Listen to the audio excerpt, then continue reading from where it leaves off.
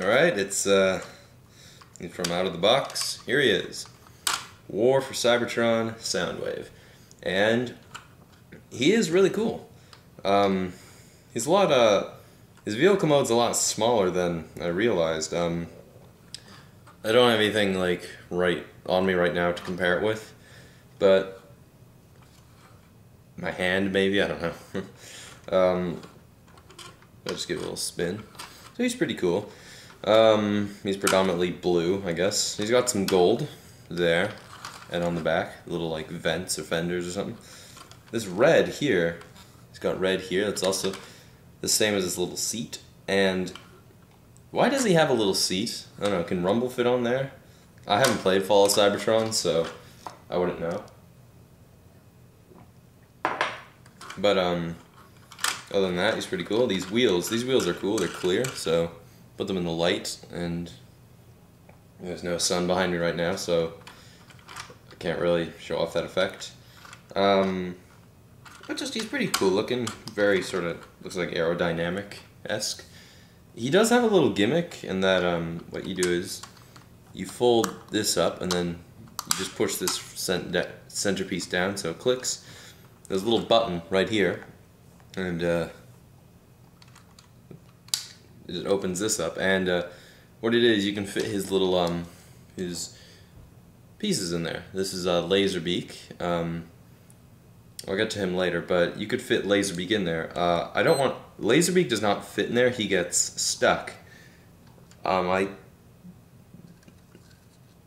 little like pet tabs in there that sort of prevent him from getting out so easily, but okay, I just transformed Laserbeak for you.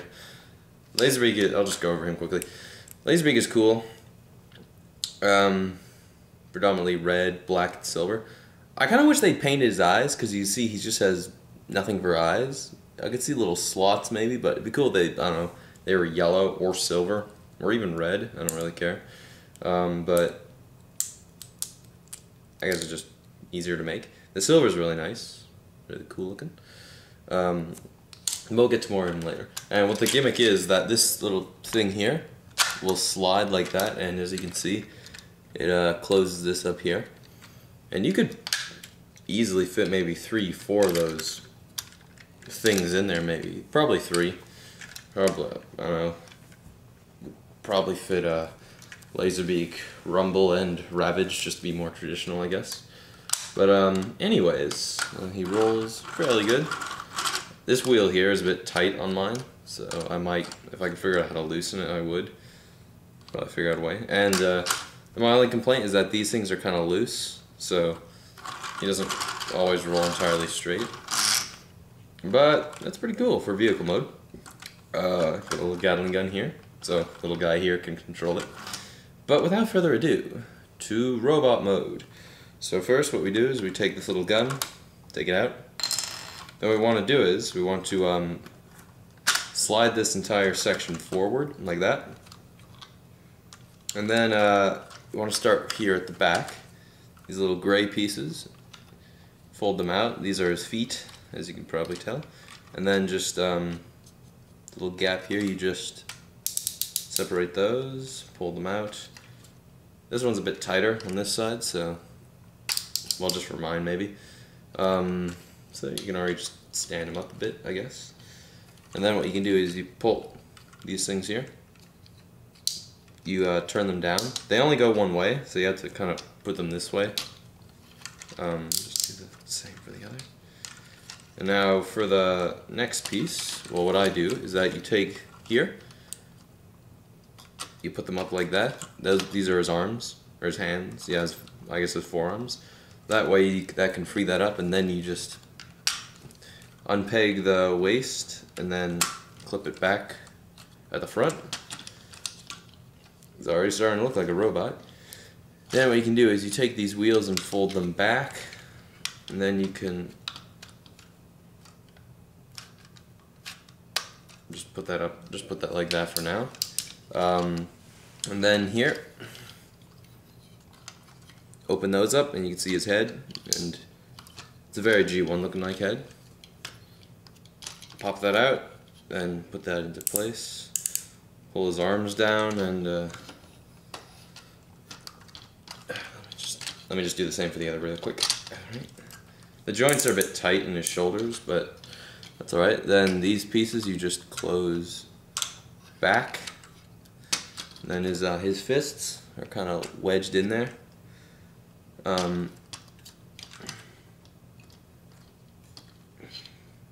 This one's a bit easier to take out, and this one actually, I'll just show it to you really quick. You can see it has a finger extended so he can push his little button like that.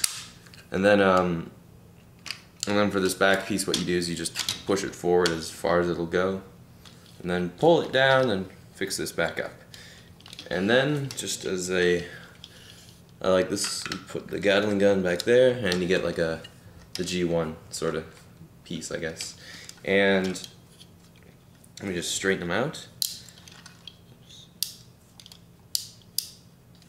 And there he is. He's in robot mode. And I'm just going to fix my camera a bit. And he looks pretty cool.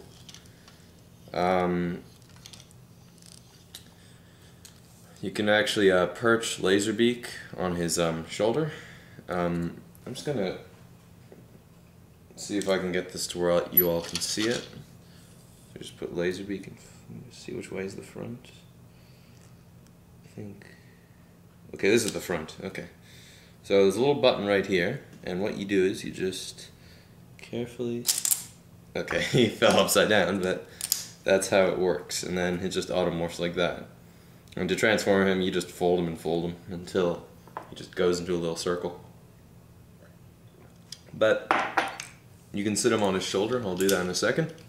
What I like to do with Soundwave, you can see these beats of the arms. I don't like the way this looks with the big massive shield on his forearm like that. It looks a bit bulky, and they got this point here. So what I like to do, I turn the hand in like that, and then turn this back, and then put the fist back. It just looks more natural. I'll just do the same with the other. It looks more natural, and now you have like an actual elbow joint. I don't know, the box says to sort of have them out like this a bit, or like that, but that looks a bit funny. I don't know. It's just how I see it, I guess. Oops. The joints in the shoulders are awfully tight though, particularly this joint right here, which sort of comes out like that. I think that's supposed to be a shoulder, but then this moves as well, so he's double jointed in the shoulder, which I guess is alright in theory. Oops. His waist is a little, it's not on a ratchet joint, so it is a little loose at times. I like to kind of have it like this pose, just kind of staring you down. His Gatling gun can move a bit. His feet are a bit awkwardly placed, so you could put the feet all the way forward, but then he kind of looks like he's leaning over a bit. I don't know, it's just me. But like I said, you can, in fact, perch Laserbeak on his shoulder. But then I don't know. Laserbeak looks a bit big, but I guess just do what you want. He did not come with a gun, and which was weird because the instructions and the box, like the box art, showed that he had a gun, but mine didn't come with one. I don't know, it may be in there somewhere, but I don't know. Stupid Laserbeak. Yeah, he's pretty cool. Pretty poseable. This can go all the way around. It does. This is a bit kibbly, I find. I found that putting this in front, like putting in the front like that, will actually kind of give you more posability. But then you got this big like hook coming from the side, and just it doesn't look as nice. So the arms can go out and spin all around. You got this weird joint, like I said. Oops, moves at the elbow, moves, turns there. The fists move, which is nice. Same for the other one. Waist, no waist posability. Legs can move up and down, spins at the knee, bends at the knee, of course, goes out, and the foot moves, of course. So he's, just do what you want with him, I guess. He is a bit kibbly, I find, particularly in the back. Like, You know, he's got this entire back section that, like, if you were to fit like 3 or 4 of them in there, you got this big thing sticking out. But what you can do, probably use your imagination a bit. That can be like a, oops, that can kind of be like a radar, I guess. Oops, can you see this? That could be like a radar dish in a sense. It doesn't move, so it can sort of, let me see here. It can shoot back a bit, like about like that much, which isn't very much. So I don't know, do what you want with it, I guess. But he's pretty cool. When I got him, there was a repainted version called Sound Blaster, who was like pretty much Soundwave, but he was kind of black and red. He wasn't like Blaster, you know, the Autobot version of Soundwave. He was still Decepticon, and he was just repainted like this. So yeah, but he's pretty cool. He's gonna score a 8 from me.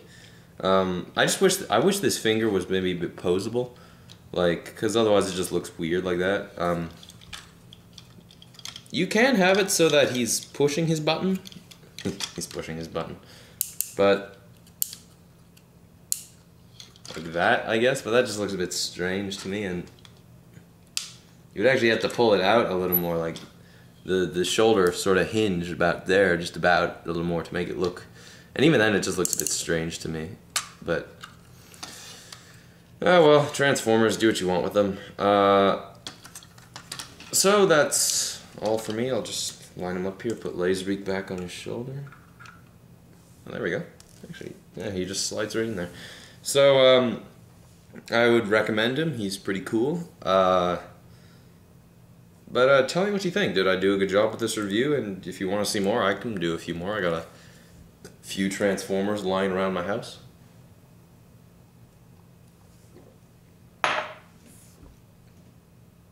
But he's pretty cool. He's going to get an 8. Laserbeak's going to fall off. And I think I'll get his other add-ons. You can actually buy Rumble and Ravage, and as well as Frenzy and Ratbat. And like they can buy them in 2 packs for like, I think $8 each. So, but he cost me $20. He cost me like $25. I only had like $30 on me at the time. So he's pretty cool. My dog's about to bark. So this has been a Captain's review, and see you later.